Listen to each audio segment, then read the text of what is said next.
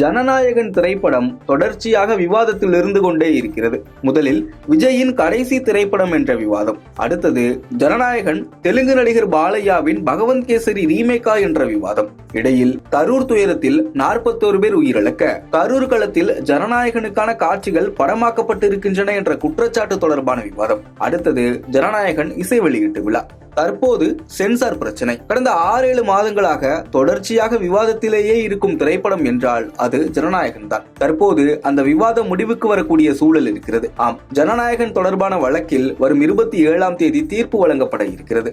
ஜனவரி 9ஆம் தேதி திரைக்கு வர வேண்டிய ஜனநாயகன் திரைப்படம் தணிக்கை சான்று பிரச்சனையை சந்தித்தது. குறிப்பாக திரைப்படத்தின் தயாரிப்பு நிறுவனமான KVN நிறுவனத்திற்கு கடந்த 6ஆம் தேதி தணிக்கை வாரியம் ஆட்சேபனைக்குரிய காட்சிகள் இடம்பெற்றுள்ளதால் இந்த படத்தை மறு ஆய்வு குழுவுக்கு தணிக்கை வாரிய தலைவர் பரிந்துரைத்துள்ளதாக இமெயில் அனுப்பினர். இதனையடுத்து தயாரிப்பு நிறுவனம் சென்னை உயர்நீதிமன்றத்தை நாடியது. சென்னை உயர்நீதிமன்ற தனி நீதிபதி PT ஆஷா 9ஆம் தேதி வழக்கில் தீர்ப்பு வழங்கினார். அதாவது தணிக்கை வாரியத்தின் பெரும்பான்மை உறுப்பினர்களின் கருத்துகளின் அடிப்படையில் படத்திற்கு USA சான்றிதழ் வழங்க வேண்டும் என உத்தரவிட்டார். இந்த உத்தரவுக்கு எதிராக திரைப்பட தணிக்கை வாரியம் சென்னை உயர்நீதிமன்ற தலைமை நீதிபதி அமர்வில் மேல்முறையீட்டு மனு தாக்கல் செய்தது.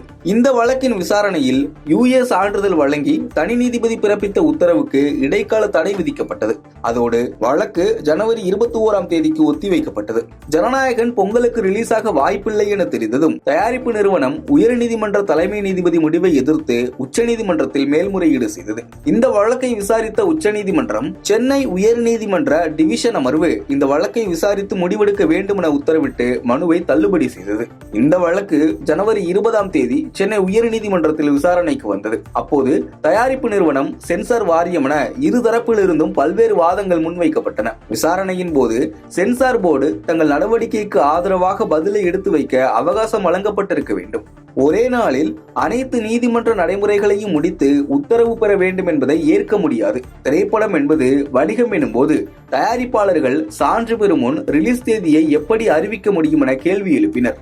வழக்கில் அனைத்து தரப்பு வாதங்களும் முடிவடைந்ததை அடுத்து தீர்ப்பை தேதி குறிப்பிடாமல் நீதிபதிகள் தள்ளி வைத்தனர். இத்தகைய சூழலில்தான் ஜனநாயகன் திரைப்படம் தொடர்பான வழக்கில் வரும் 27ஆம் தேதி தீர்ப்பு வழங்கப்பட இருப்பதாக தெரிவிக்கப்பட்டிருக்கிறது. உயர் நீதிமன்ற தலைமை நீதிபதிகளான நீதிபதி MM ஸ்ரீ, நீதிபதி அருள்முருகன் ஆகியோர் அடங்கிய தலைமை அமர்வு தீர்ப்பு வழங்குகிறது. குறிப்பாக அன்று காலை 10:30 மணிக்கு ஜனநாயகன் வழக்கில் தீர்ப்பு வழங்கப்படும் என தெரிவிக்கப்பட்டிருக்கிறது. ஒரு வழியாக முடிவுக்கு வர இருக்கிறதா ஜனநாயகன் திரைப்படத்தின் விவகாரம் என விஜயின் ரசிகர்கள் தீவிரமாக காத்துக் கொண்டிருக்கின்றனர்.